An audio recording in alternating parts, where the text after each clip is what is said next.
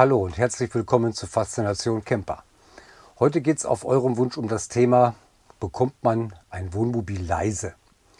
Meine Antwort ist ganz klar ja. Aber viele Dinge sind ab Werk oder durch Nachrüstungen von Zubehör nicht immer so optimal verbaut. Daher ist ein Wohnmobil immer so ein, ich nenne es mal, improvisierter Transporter mit Fahr-, Wohn- und Schlafmöglichkeiten. Aber wie bekomme ich ein Wohnmobil leise? Was sind die Gründe für Zischen, Poltern, Ächzen im Möbelaufbau, Klappern und Rauschen? Für euch, ihr Lieben, die bereits ein Wohnmobil haben, schaut bis zum Ende durch. Sicherlich könnt ihr für euer Fahrzeug aus diesem Video viel mitnehmen. Für Neulinge und Einsteiger ins Wohnmobil gibt es viele Tipps, wo ihr schon bei der Auswahl vom Fahrzeug achten solltet, damit bei Übernahme des Fahrzeugs nicht die große Enttäuschung kommt. Denn schicke Möbel und ein toller Grundriss sind keine Garantie für Spaß und Zufriedenheit mit dem neuen Fahrzeug. Und es geht ja hier auch in der Regel um viel Geld.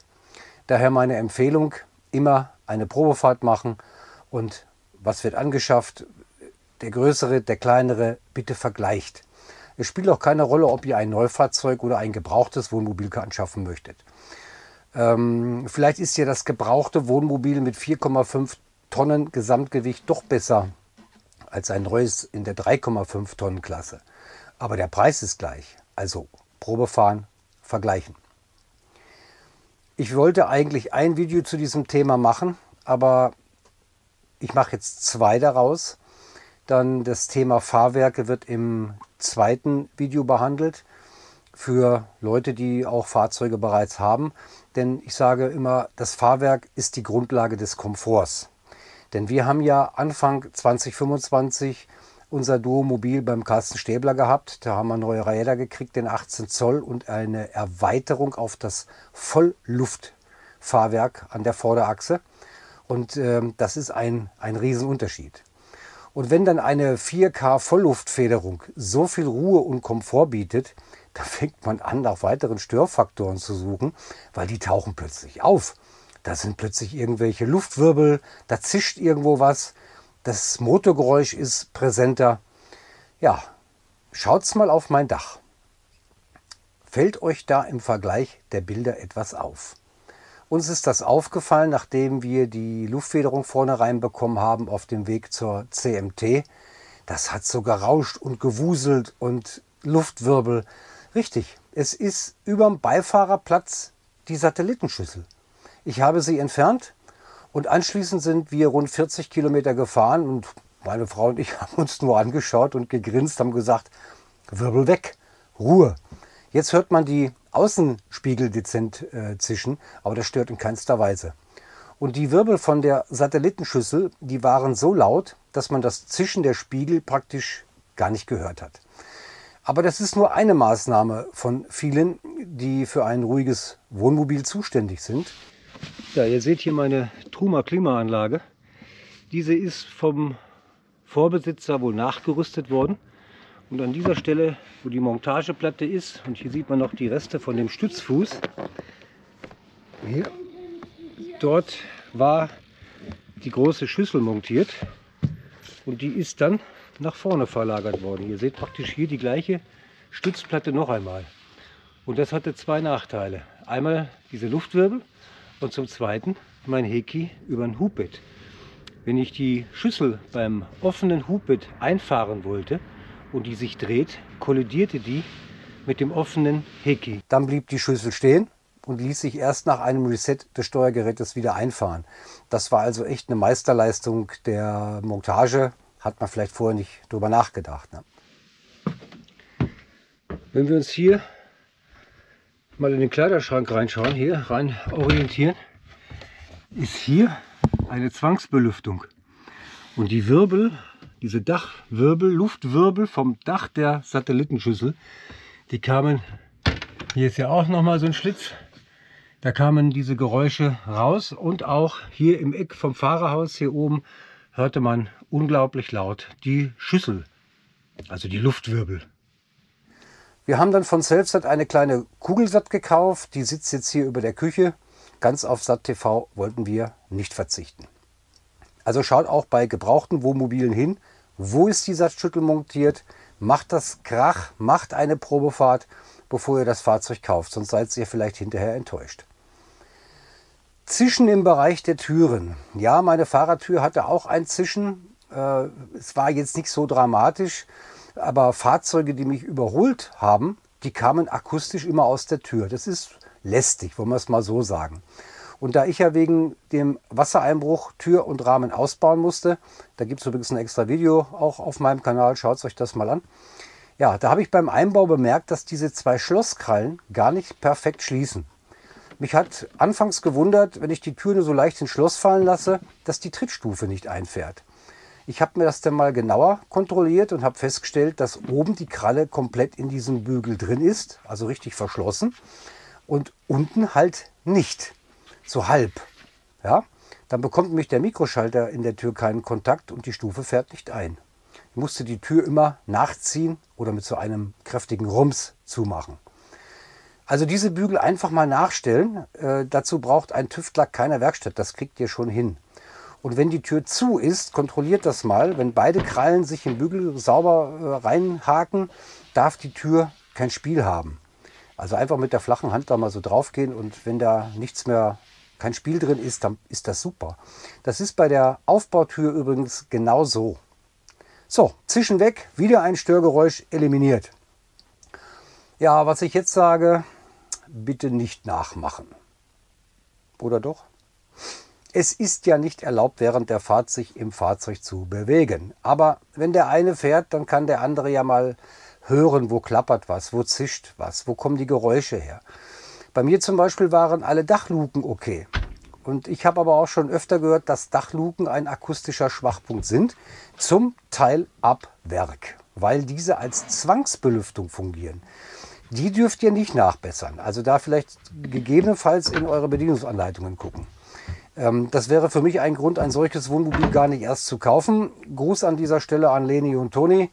Ich sage dazu nichts mehr, weil Frank ja stand ja auch mal auf unserer Wunschliste. Kein Kommentar. Ja, und wenn die Dichtungen marode geworden sind, nicht mehr sauber schließen, es hat dann einen weiteren Nachteil. Beim Heizen geht auch da Wärme verloren. Also da mal hinhören, kontrollieren und bei Bedarf die Dichtungen tauschen.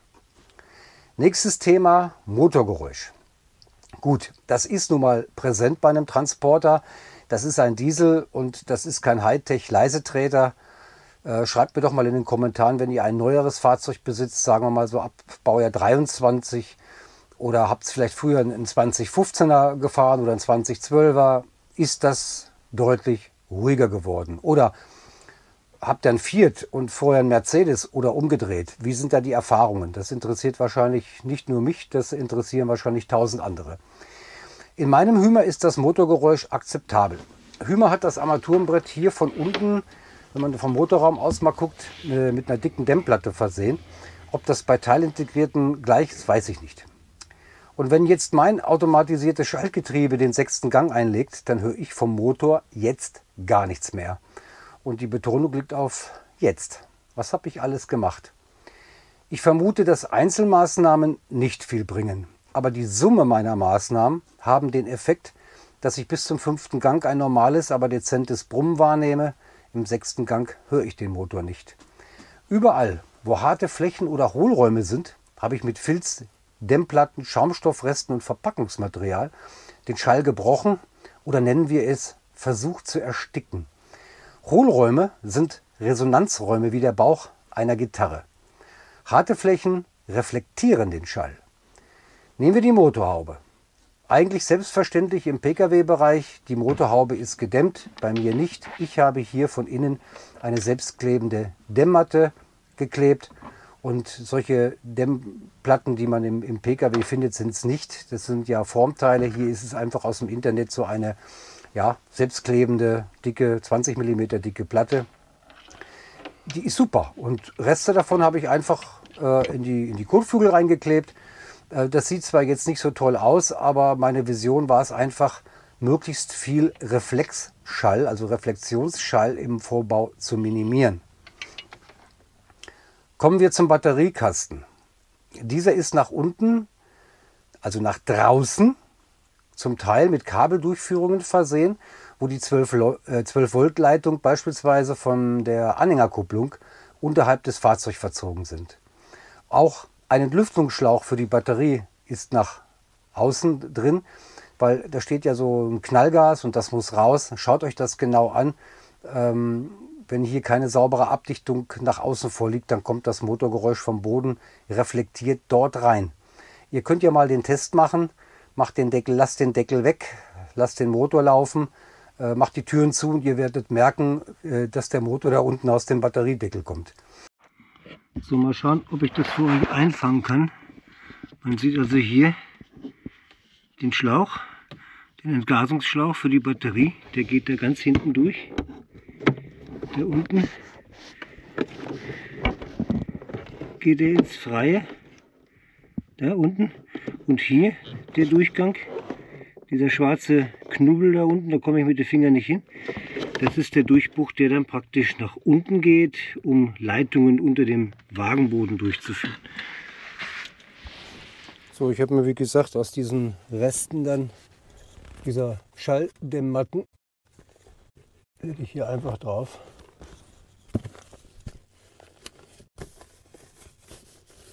Und dann kommt der Batteriedeckel wieder drüber.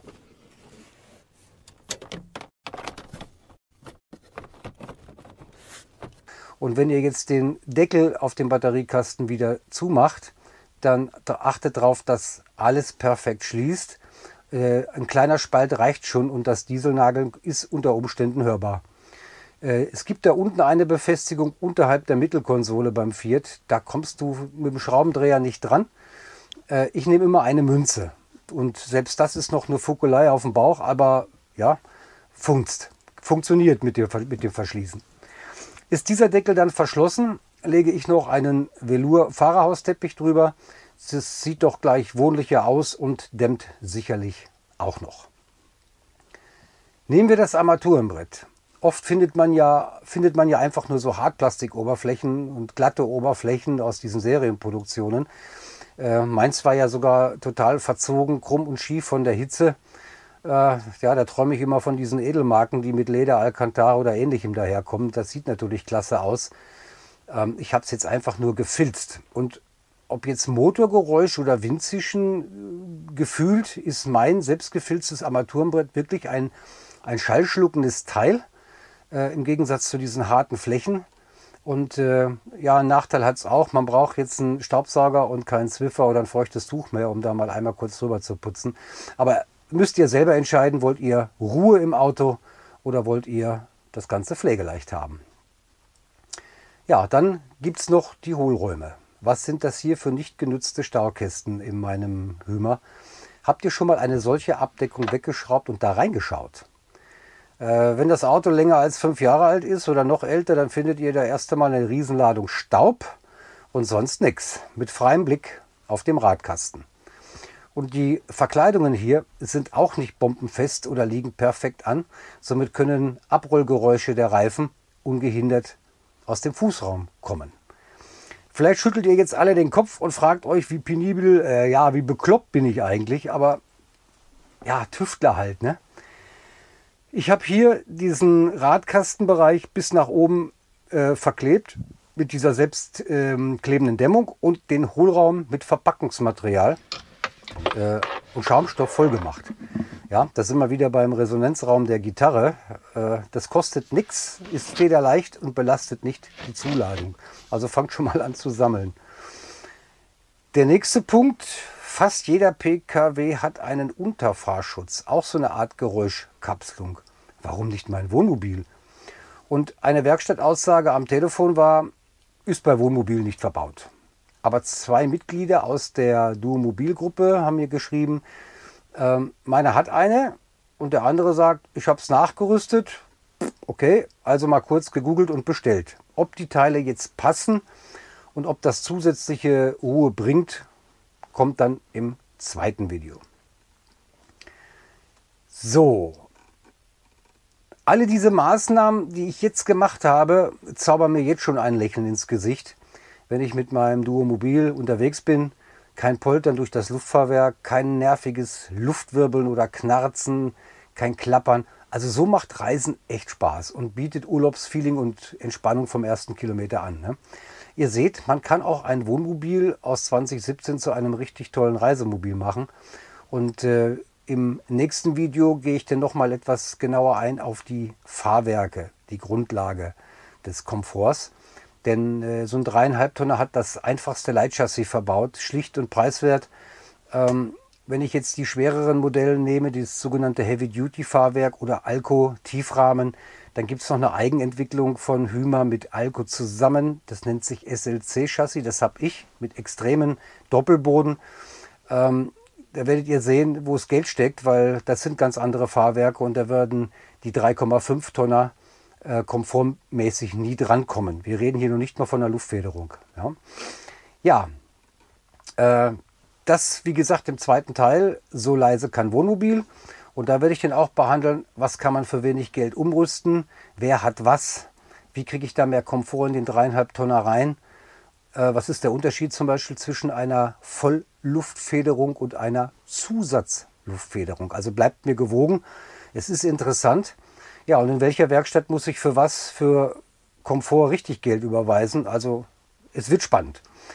Wer sich hier für mein Duomobil, den Innenraum mit dieser schönen Rundsitzgruppe hier interessiert, ich habe eine Roomtour gemacht, könnt ihr auch euch anschauen. Also habe ja schon einige Videos drin und freue mich immer wieder auf jeden Kommentar von euch, ne? So ihr Lieben, das war's für heute. Gebt mir einen Like, wenn es gefallen hat und ein Abo kostet nichts. Klickt auf Abonnieren, Glocke drücken, dann verpasst ihr kein Video von mir. Ich freue mich drauf und jeden Kommentar und jede E-Mail, die ihr mir schickt, wird beantwortet. Bis zum nächsten Mal. Ciao, tschüss und Servus.